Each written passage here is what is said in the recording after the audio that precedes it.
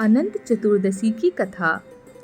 अनंत चतुर्दशी को लेकर एक पौराणिक कथा प्रचलित है। एक बार युधिष्ठिर ने राजसूय यज्ञ किया। यज्ञ जिस मंडप में हो रहा था वह बेहद सुंदर था। यज्ञ मंडप जल में स्थल तथा स्थल में जल की तरह लग रहे थे। वैसे तो कई सावधानियां रखी गई थीं, लेकिन फिर भी कई लोग उस मंडप को देख धोखा खा चुके थे। फिर दुर्योधन भी वहां आ गए जहां यज्ञ मंडप लगा था। वो तालाब को स्थल समझकर उसमें गिर गए। यह देख द्रौपदी की हंसी निकल गई। उसने दुर्योधन को अंधों की संतान अंधी कहा। वो जोर जोर से हंसने लगी। यह देख दुर्योधन चिढ़ गया। यह बात उसके दिल पर लग गई। इससे उसके मन में द्वेष उत्पन्न हो गया। दुर्योधन ने पांडवों से बदला लेने का फैसला किया। इस द्वेष में उसने पांडवों को द्यूत क्रीड़ा में हरा दिया। पांडवों को पराजित होने पर 12 वर्षों का वनवास भोगना पड़ा। इस दौरान पांडवों ने कई कष्ट सहे। एक दिन कृष्ण जी उनसे मिलने गए। तब युधिष्ठिर ने कृष्ण जी से अपना दुख कहा, साथ ही इस परेशानी से उभरने का उपाय भी पूछा। श्री कृष्ण ने युधिष्ठिर से विधि पूर्वक अनंत भगवान का व्रत करने के लिए कहा। उन्होंने कहा कि इससे युधिष्ठिर के समस्त कष्ट दूर हो जाएंगे, साथ ही राज्य पुनः प्राप्त हो जाएगा। इस संदर्भ में कृष्ण जी ने युधिष्ठिर को कथा सुनाई। वह कथा इस प्रकार है। प्राचीन काल में एक नेक तपस्वी ब्राह्मण था जिसका नाम सुमंत था। उसकी पत्नी का नाम दीक्षा था। उनकी एक बेटी भी थी जिसका नाम सुशीला था। उसकी पुत्री परम सुंदरी, धर्मपरायण तथा ज्योतिर्मयी कन्या थी।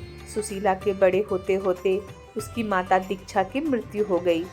सुमंत की पत्नी की मृत्यु होने से उसने कर्कसा नामक स्त्री से दोबारा विवाह कर लिया। फिर उसने अपनी पुत्री सुशीला का विवाह भी करा दिया। सुशीला का विवाह कौंडिन्य ऋषि के साथ संपन्न हुआ। विदाई में दामाद को कुछ देने के नाम पर कर्कसा ने ईंट और पत्थर के कुछ टुकड़े बांधकर दे दिए। यह देख कौंडिन्य ऋषि बेहद दुखी हुए और अपनी पत्नी सुशीला को लेकर अपने आश्रम की ओर चल दिए। लेकिन आश्रम पहुंचते पहुंचते रास्ते में ही रात हो गई। वे नदी तट पर संध्या करने लगे।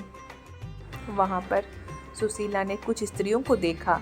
वो सभी स्त्रियां सुंदर वस्त्र पहने थीं और किसी देवता की पूजा कर रही थीं। जब सुशीला ने उनसे पूछा तब स्त्रियों ने उसे विधि पूर्वक अनंत व्रत की महत्ता बताई। सुशीला ने उसी जगह व्रत का अनुष्ठान किया। उसने 14 गांठों वाला डोर हाथ में बांध लिया और अपने पति ऋषि कौंडिन्य के पास आ गई। जब कौंडिन्य ने सुशीला से उस डोर के बारे में पूछा तब उसने व्रत के बारे में बताया, लेकिन ऋषि ने उसे तोड़ दिया और अग्नि में डाल दिया। इससे अनंत भगवान का अपमान हुआ। इसका परिणाम यह हुआ कि ऋषि कौंडिन्य अत्यंत दुखी रहने लगे। उनके पास जो कुछ भी था वो सब नष्ट हो गया। उन्होंने अपनी पत्नी से पूछा कि इस दरिद्रता का कारण क्या है। तब सुशीला ने उन्हें डोरा जलाने वाली बात याद दिलाई। ऋषि को अपनी गलती समझ आई। वो वन चल दिए अनंत डोरे की प्राप्ति के लिए। कई दिनों तक वो वहीं रहे, लेकिन उन्हें निराशा हाथ लगी। कई दिनों तक भटकने के बाद वो भूमि पर गिर पड़े। फिर अनंत भगवान प्रकट हुए। उन्होंने कहा, तुमने मेरा तिरस्कार किया था। यही कारण है कि तुम्हें इतना कष्ट भोगना पड़ रहा है, लेकिन तुम्हारा पश्चाताप हो गया है। तुम वापस जाओ और विधि पूर्वक अनंत व्रत करो। 14 वर्ष के बाद तुम्हारे सभी दुख दूर हो जाएंगे। तुम धन धान्य से संपन्न हो जाओगे। जैसा अनंत भगवान ने कहा था, ठीक वैसा ही ऋषि ने किया। श्री कृष्ण की आज्ञा से युधिष्ठिर ने भी अनंत भगवान का व्रत किया। इसके प्रभाव से ही पांडवों को महाभारत के युद्ध में जीत मिली और चिरकाल तक राज्य करते रहे। बोलिए अनंत भगवान की जय।